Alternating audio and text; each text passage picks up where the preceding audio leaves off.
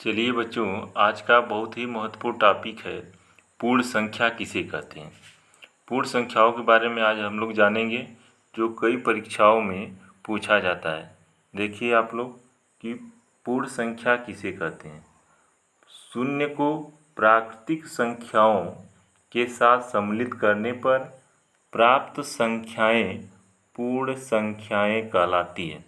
शून्य को जब हम लोग क्या करेंगे, प्राकृतिक संख्याओं के साथ सम्मिलित कर लेंगे तो वे संख्याएं क्या कहलाएंगी, पूर्ण संख्याएं कहलाएंगी। जैसे उदाहरण के रूप में देखिए, जैसे में 0 और 1 2 3 4 5 डॉट डॉट कहाँ तक, इनफाइनाइट तक। यहाँ पर देख रहे हैं आप लोग कि 1 से लेकर इनफाइनाइट तक की जो संख्याएं हैं उसे हम लोग क्या कहते हैं, प्राकृतिक संख्याएं।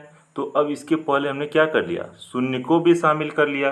तो शून्य को शामिल करने के बाद ये पूरी संख्याएं जो शून्य से लगातार कहाँ तक, इनफाइनाइट तक है, यह संख्या क्या कहलाएगी, पूर्ण संख्या कहलाएगी। ठीक है। अब इसका नोट क्या है कि शून्य सबसे छोटी पूर्ण संख्या होती है। यानी शून्य क्या होती है, सबसे छोटी पूर्ण संख्या होती है। ठीक है। तो शून्य से छोटा कुछ होगा पूर्ण संख्या में, नहीं होगा। तो शून्य सबसे छोटी पूर्ण संख्या। अगर पूछा जाए कि सबसे बड़ी पूर्ण संख्या क्या होगी, तो आप देख रहे हैं क्या है, यह कोई डिसाइड या निश्चित नहीं कर सकते कि सबसे बड़ी पूर्ण संख्या क्या होगी। चलिए अब इसके बाद देखते हैं हम लोग कि पूर्ण संख्याओं में योग का प्रगुण क्या है। पूर्ण संख्याओं में योग का प्रगुण क्या है। योग के प्रगुण में पहला प्रगुण यह आता है कि योग का समवरक प्रगुण। योग का समवरक प्रगुण आता है। तो योग के समवरक प्रगुण किसे कहेंगे हम लोग, दो पूर्ण संख्याओं का योगफल। अगर दो पूर्ण संख्याएं हो तो अगर उनका योगफल करें तो हमें सदैव क्या प्राप्त हो, एक पूर्ण संख्या प्राप्त हो या कोई पूर्ण संख्या प्राप्त हो, तो उसे योग का क्या कहेंगे, समवरक प्रगुण कहेंगे। जैसे देखिए नीचे देखिए एग्जाम्पल के रूप में क्या लिखा है, 2 + 5 2 धन 5 बराबर कितना, 7। तो क्या हो रहा है, 2 भी एक पूर्ण संख्या है, 5 भी एक पूर्ण संख्या है और 7 जो प्राप्त हो रही संख्या वह भी क्या है, एक पूर्ण संख्या है। 7 धन 2 बराबर कितना आया, 9। तो 7 भी पूर्ण संख्या, 2 भी पूर्ण संख्या, जो प्राप्त हुई संख्या 9 वह भी क्या है, पूर्ण संख्या। तो इसलिए हम लोग क्या कहेंगे, योग का समवरक प्रगुण कहेंगे। यानी एक बार फिर से इसको समझ लीजिए, दो पूर्ण संख्याओं का योगफल करने पर सदैव क्या प्राप्त होती है, पूर्ण संख्या ही प्राप्त होती है। तो इस प्रकार इसे योग का क्या कहेंगे हम लोग, समवरक प्रगुण कहेंगे। चलिए अगला देखते हैं क्या है प्रगुण में, योग का क्रम विनिमय प्रगुण। योग का क्रम विनिमय प्रगुण। तो योग का क्रम विनिमय प्रगुण क्या है, दो पूर्ण संख्याओं के, देखिए इसको ध्यान से, दो पूर्ण संख्याओं के योग पर संख्याओं के क्रम का कोई प्रभाव नहीं पड़ता। यानी कि यदि हम योग करें और जो संख्याओं का योग करें उनके क्रम को बदल के करें तब भी उनके मान में कोई प्रभाव नहीं पड़ता है। जैसे आप लोग एग्जाम्पल में देखिए, जैसे 7 धन 3 बराबर क्या लिखा है, 3 धन 7। तो यहाँ पर क्या करेंगे, 7 और 3 को जोड़ेंगे तो कितना आएगा, 10 आएगा।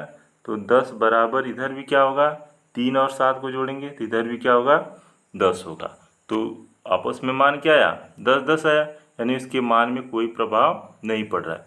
इधर भी आप एक बार देख लीजिए इसको, यह क्या लिखा है, 4 धन 3, क्या लिखा है, 4 धन 3।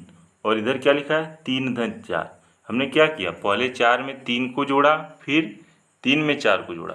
उसके मान में देखिए कोई प्रभाव पड़ रहा है, 4 धन 3 बराबर कितना होगा, 7।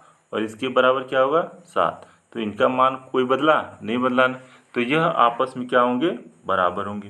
तो योग का क्रम विनिमय प्रगुण जो होता है, संख्याओं को, यदि दो संख्याएं हैं उनको अगर हम लोग जोड़ें तो उनके मान में कोई प्रभाव नहीं पड़ेगा। जैसे 7 धन 1 बराबर 1 धन 7। मान आपस में बराबर आएगा, इसका भी 8 आएगा और इधर भी क्या आएगा, 8 आएगा।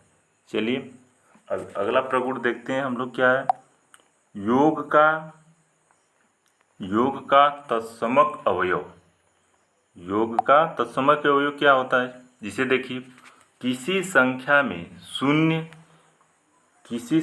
में शून्य जोड़ने पर वही संख्या प्राप्त होती है। यदि किसी संख्या में क्या किया जाए, शून्य को जोड़ दिया जाए तो हमें क्या प्राप्त होगी, वही संख्या प्राप्त हो जाएगी। अतः शून्य को पूर्ण संख्याओं में योग का तत्समक अवयव कहते हैं। जैसे देखिए शून्य में 1 जोड़ देंगे तो क्या मिलेगा, 1 मिलेगा।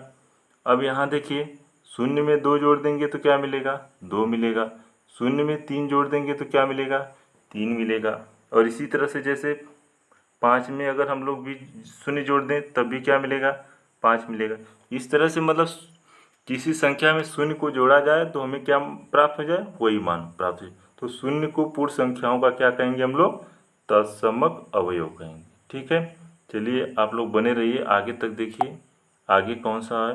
तो योग का साहचर्य प्रगुण, अगला क्या है, योग का साहचर्य प्रगुण। इसको देखिए योग का साहचर्य प्रगुण क्या होता है।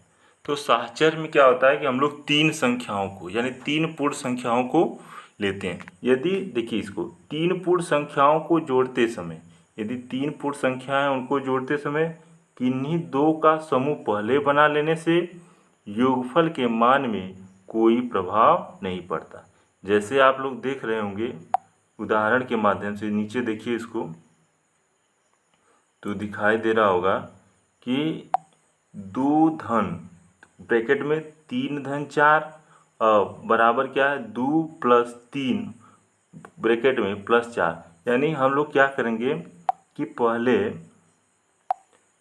2 धन, अब 3 और 4 कितना होगा, 7 होगा, बराबर।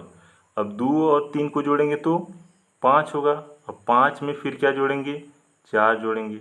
तो 7 और 2 जोड़े तो कितना आया, 9 आया, बराबर। अब 5 और 4 में जोड़े तो क्या आया, 9 आया।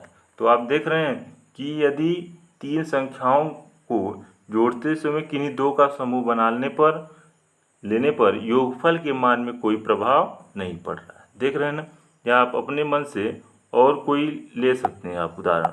जैसे देख लीजिए, इसको देख लीजिए, जैसे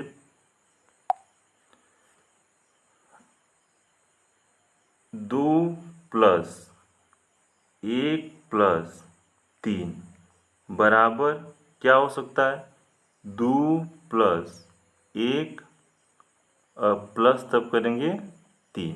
ठीक, तो ये क्या होगा, 2 धन 3 1 4 होगा, बराबर कितना होगा, 3 धन 3। तो 4 2 6 होगा, बराबर कितना होगा, 6। तो यह भी मान क्या आया, बराबर है। तो इस तरह से योगफल का साहचर्य प्रगुण समाप्त होता है। धन्यवाद।